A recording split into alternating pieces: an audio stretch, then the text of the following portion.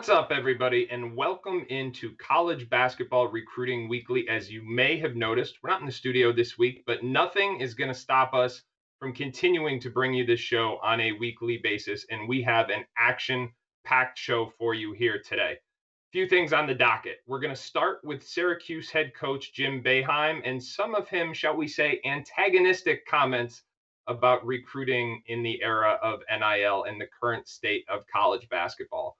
What's got you teed up? If you remember that from last week, it's about anything that makes us just a little frustrated, a little emotional, or that we see from somebody else in the basketball community. We're going to go to Travis Branham. He's going to talk about G.G. Jackson in that one.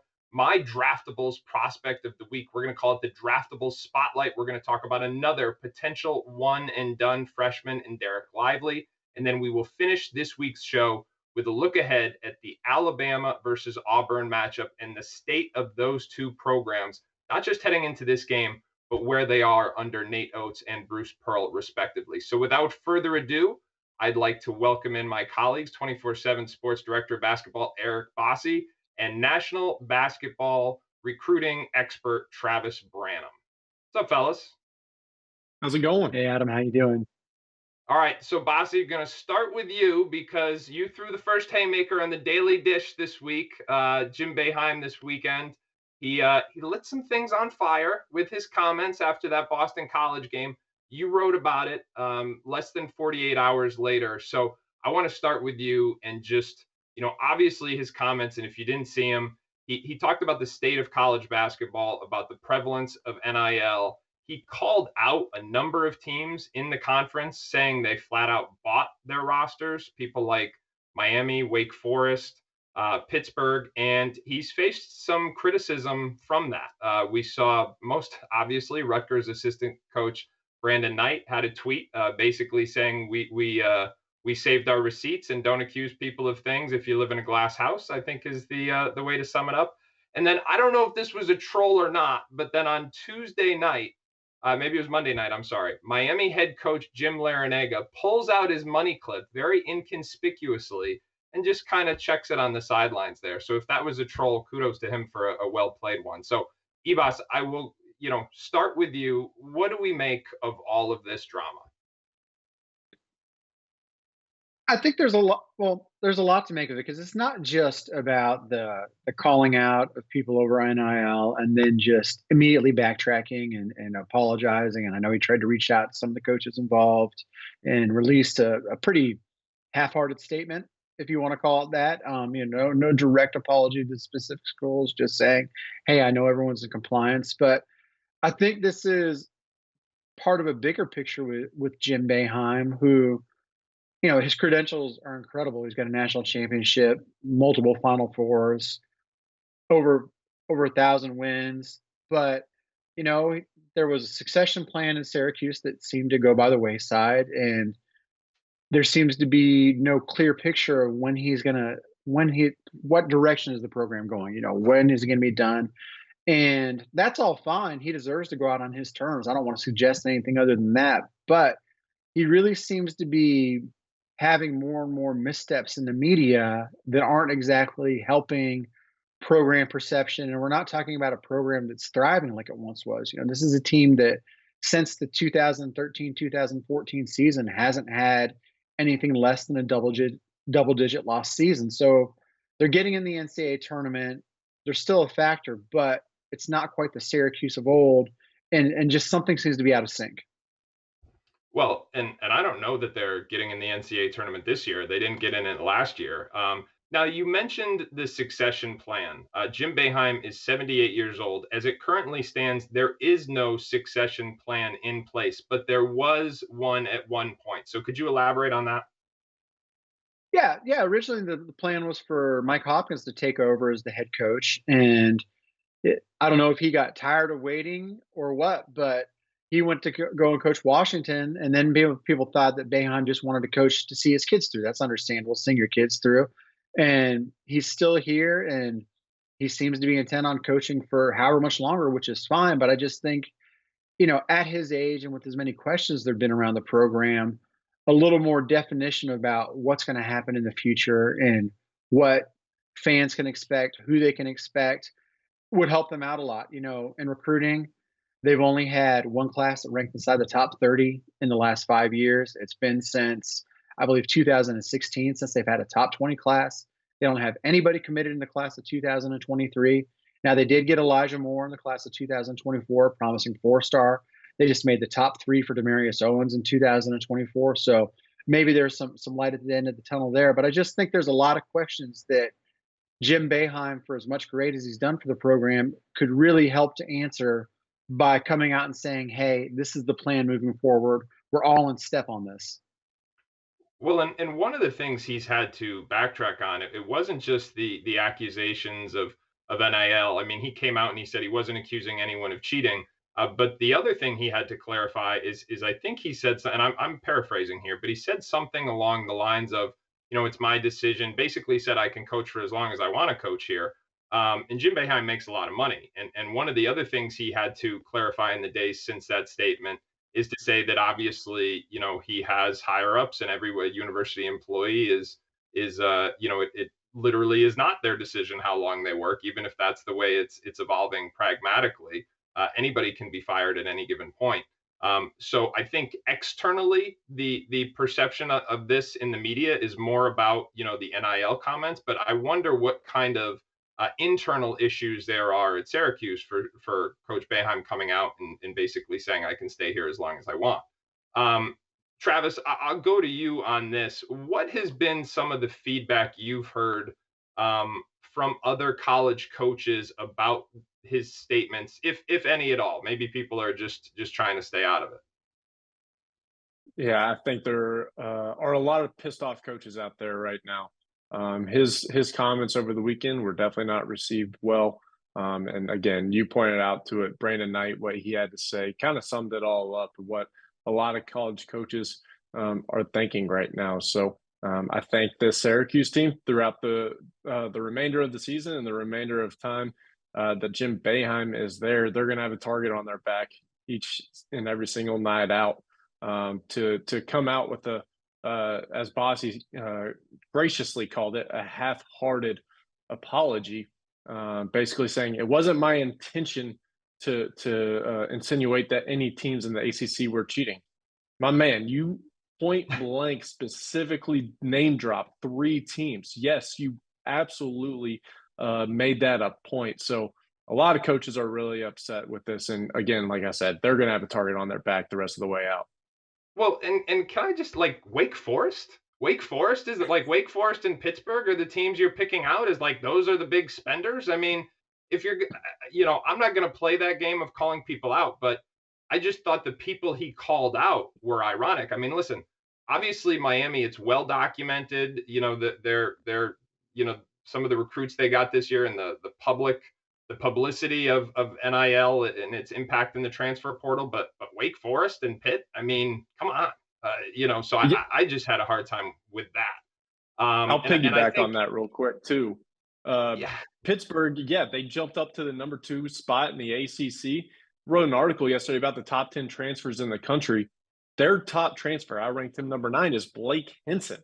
He didn't even play the last 2 seasons due to an undisclosed medical issue at Iowa State. So if you want to talk about buying a team, I would say he had 0 NIL value coming into Pittsburgh, and he has just erupted and turned into this star for this Pittsburgh team.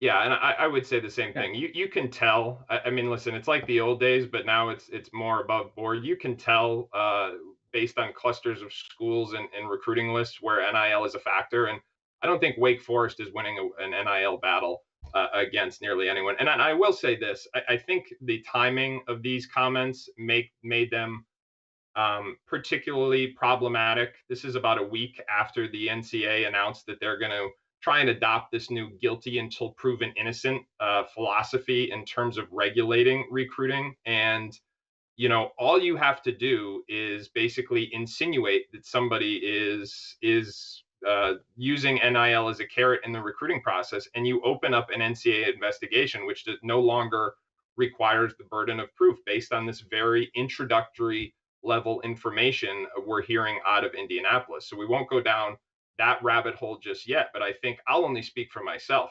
I know I am very reluctant to talk about NIL as a factor in recruiting right now because of the ramifications of that new interpretation.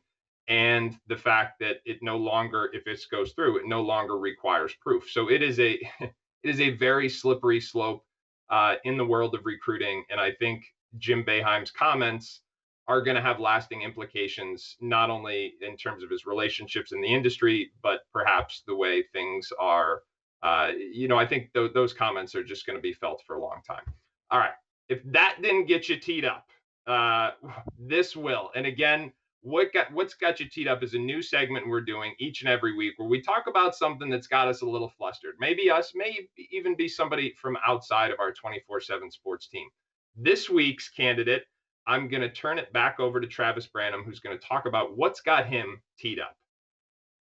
My man, you are going to be painting me as this grumpy grouch.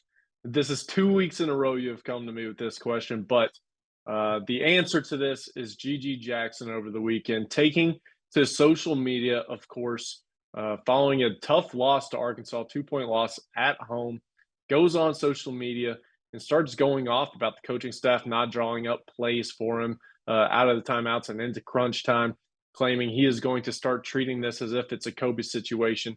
Every time I come down the court, I'm going to demand the fill in the blank ball, and just continue to talk about the coaching decisions. And honestly, it kind of puts down his teammates. If I was a member of this Gamecock program, I would be very upset.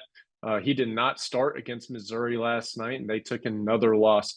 But taking to social media, airing out your grievances is a real issue. And when Gigi made this decision, he willingly made this decision to join this rebuild South Carolina team that is fulfilling their expectations, mind you, of being the worst team in the SEC.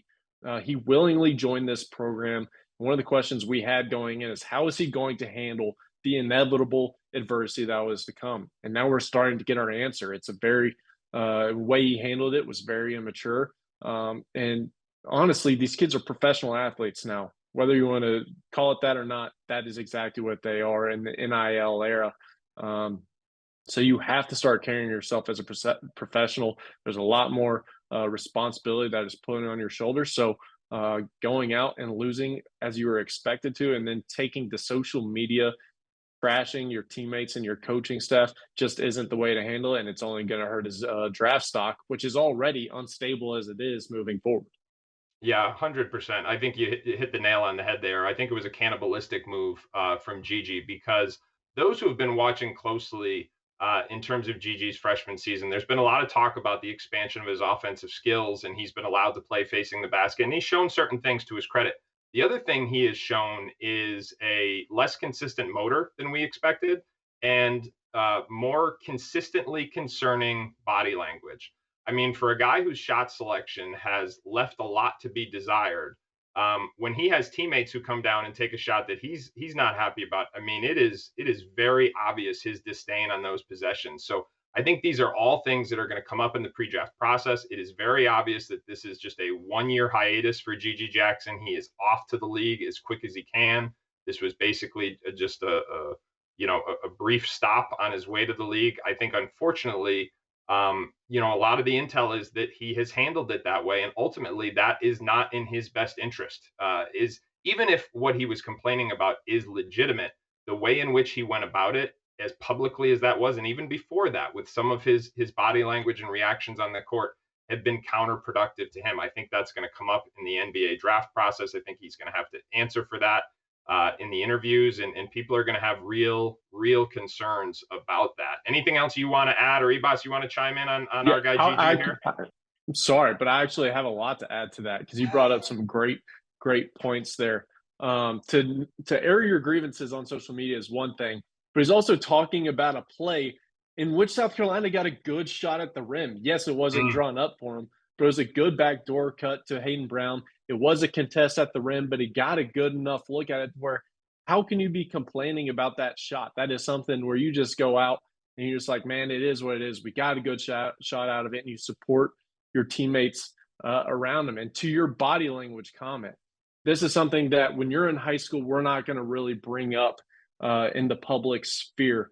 But now that he, again, is in college and a professional athlete, he is getting paid a substantial amount of money, or I shouldn't say he is, but these players now can get paid up to a substantial amount of money.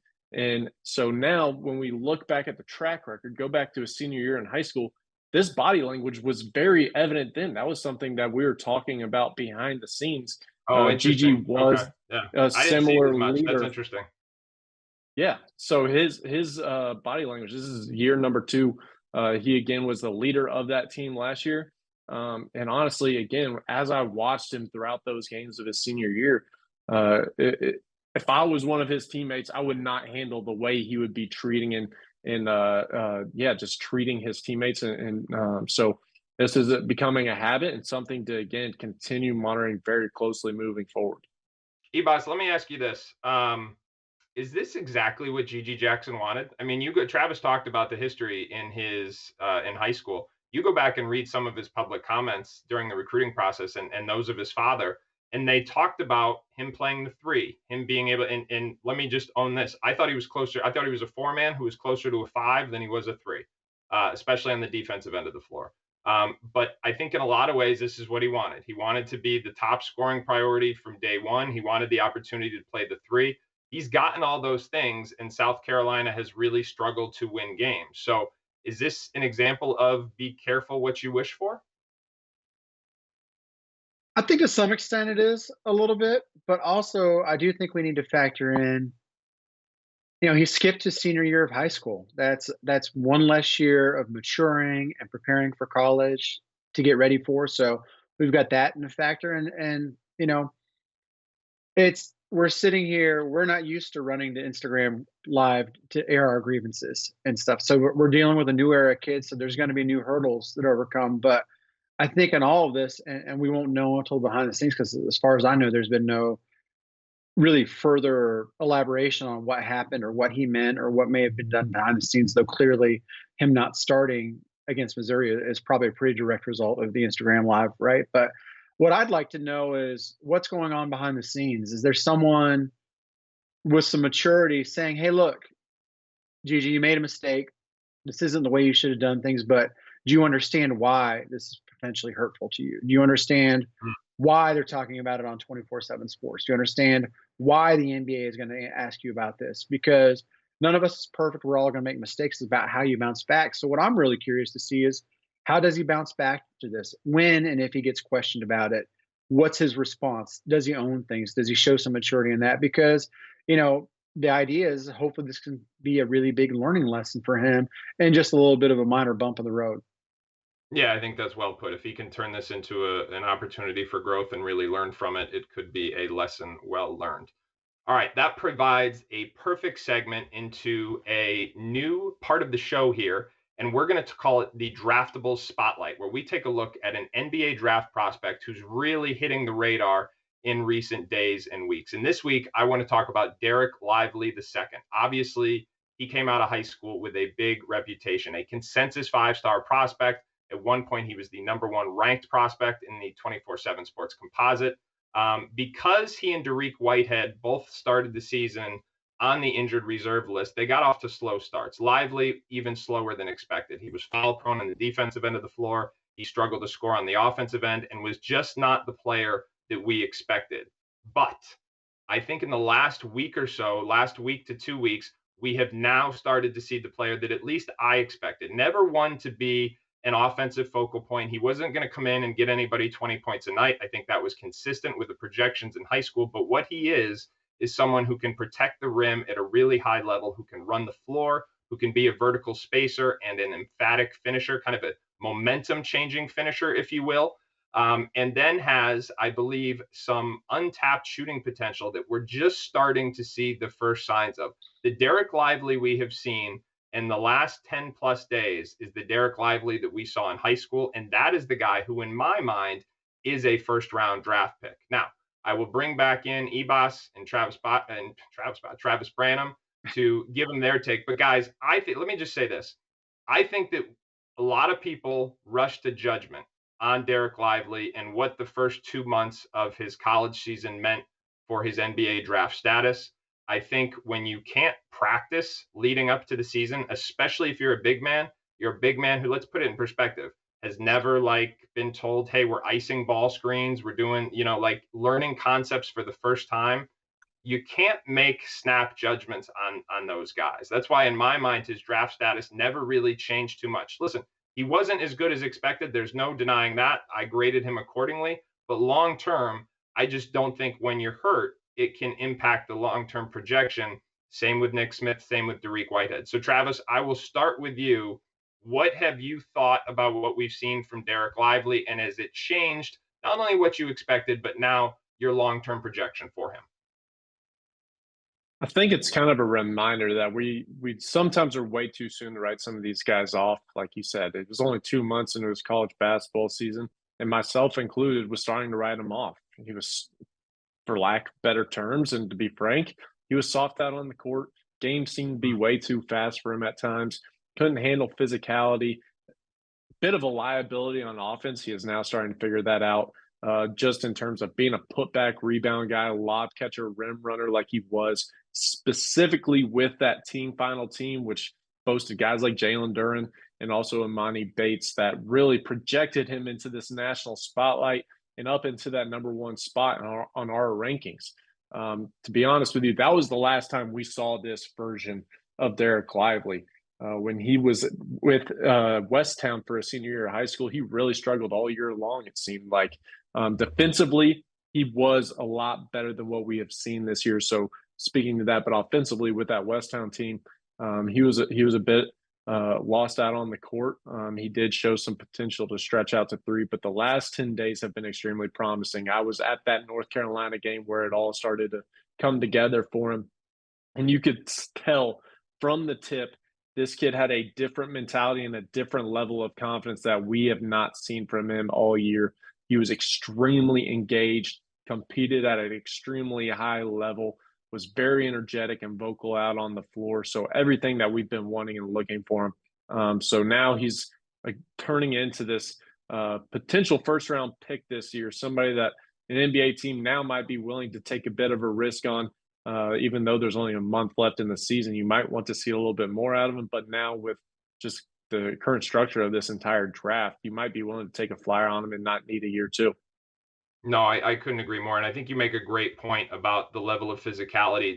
I think one of the things, maybe the biggest thing that we missed or I'll speak for myself, that maybe I missed in high school, was the necessity for him to build up his body, and particularly his lower body. I viewed a lot of his problems with fouls early on positioning, technique, understanding of scheme, and things like that. Again, I think a lot of that is due to the fact that he missed practice time beforehand. But I want to check to see if both of you guys agree with this. In my mind, his upside is still as a 7-footer who is ultimately going to be a standstill shooting threat from the 3-point line. Trav, you said the word confidence. When he first came back this season from injury, I remember turning on the TV and watching him run up the floor one time. I said, he's still not healthy. You could tell by the way he was running, he was not 100%. Mentally, I think it appears that took a toll on him. He was not comfortable shooting the basketball. So I'll ask both of you this. I am of the belief that long-term Derrick Lively is a 7-footer who is going to have a chance to be both a vertical spacer, meaning a lob threat, and also someone who spaces the floor as a standstill, wide open shooting threat. There's different opinions on that. Where do you guys stand on his long-term shooting potential? Ibas, I will start with you. Adam, I'm not quite as maybe high on that as you are. I'm not going to totally write it off or anything, but you talk about making standstill shots. The guy's a borderline lousy free throw shooter right now, which I always feel like how you shoot free throws is a pretty good indication of how you're going to shoot other shots. You know, he is a 57%, I believe, free throw shooter on the year through the Miami games. So I'd like to see him be more of at least maybe 70% free throw shooter before I started getting excited about that guy shooting jump shots. I watched him shoot a lot of jump shots at Westtown, which was worrisome to me. But in terms of your guys' overall point, you know, I'd still like to see a little bit more of him, but I think the last 4 games through the Miami game are a good example. You know, on the season, he's averaging under 5 points and 5 rebounds a game, but over these last 4 games, he's bumped that up to about 8 points a game, 9 rebounds a game, and almost 5 blocks a game. So that's a really encouraging development. If he had averaged that for the season, you'd be feeling pretty good about things. Steven Adams was a lottery pick years ago, averaging less than that at Pitt. So, there's definite strides, but there's still more to go. But certainly it's encouraging, and hopefully, if you're Duke, it ends up translating into more consistent winning as well. All right, Trav, you think he's going to be able to make a shot down the road? I'm actually going to kind of split the difference here. I do think there is a world where in 3 to 4 years, he is stepping out and making shots. But to Bossi's point, I think, I guess go back to high school first. I was encouraged and optimistic that it would be a factor this season. Now, to Bossi's credit, it is clearly not a factor this season and is going to be much further on down the road. And I think that also plays into the confidence that he's been playing with this season and just the fact that the game has seemed to be too fast for him. We talk about it all the time of kids going from high school to college and struggling at shooting the basketball, just the speed of the game and the quickness in which you have to get that shot off and just the pressure. You got a lot of people watching you. That plays a role into it as well. So I think all of these things have kind of played into this. And just, I am a believer just in terms of the touch, the mechanics. We saw him making shots in high school, especially again with that team final team. He was able to make the corner threes and the pop spot threes up at the top of the key. So I think down the line, it's something we can see. It's just going to be further on down the line than what we initially thought last year. Yep, I think I would agree with that. All right, last but not least, got a big game this weekend, Alabama and Auburn. We're going to take not only a look ahead at the game, but also the status of these two programs. So, Ebos, you're up first, and I'm going to give you your choice. Do you want to talk Auburn or do you want to talk Alabama? Wow. I think I'll go with Alabama. And first of all, I think it's pretty wild that, we're in a place now where Auburn, Alabama is a big thing on the basketball side. I think it's something that fans in that state of those two programs have been clamoring for.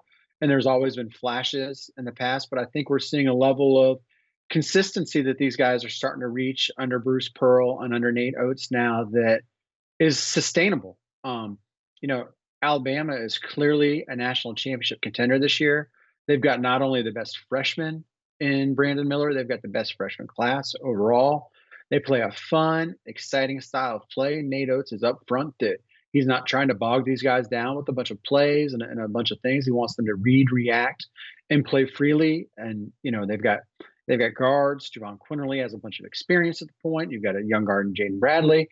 They just seem to have a lot of pieces that flow well together, and they seem to kind of embrace all this newfound attention that they've got. They seem to like it, and they seem to be, reacting well.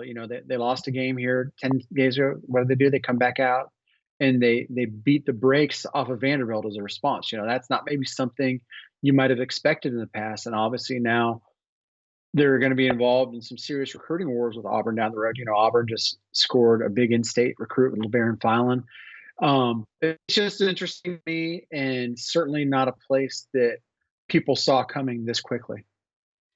The other thing I would add, two other things I would add about Alabama, what I've been really impressed at is the quality of their evaluations. Because Brandon Miller's been great. He's been the best freshman in college basketball. Noah Clowney's been way better than anybody else expected.